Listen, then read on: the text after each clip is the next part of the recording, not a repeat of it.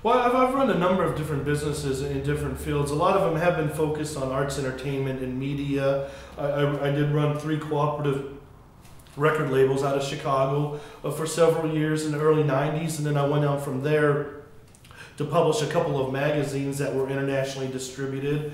One of them was called Zine Guide, and it was the world's top guide to the independent press, and I published that for 7 years.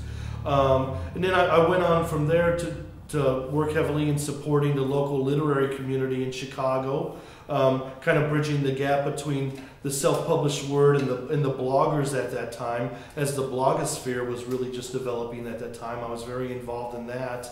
I had a mortgage company and did a lot of training of loan officers during that time, and a lot of entrepreneurial education concerning financial services. Started an employment agency, actually, that me and my partner built up in 3 months and sold off.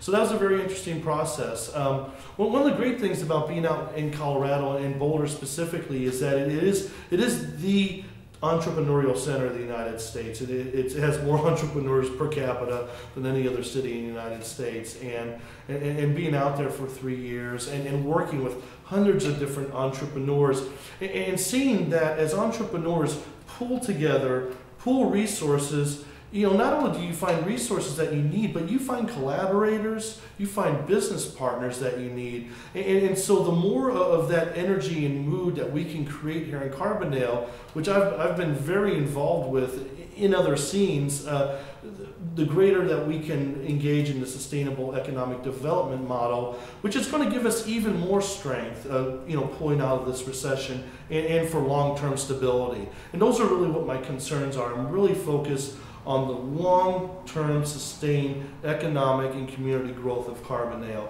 looking out 50 years into 2060 and beyond.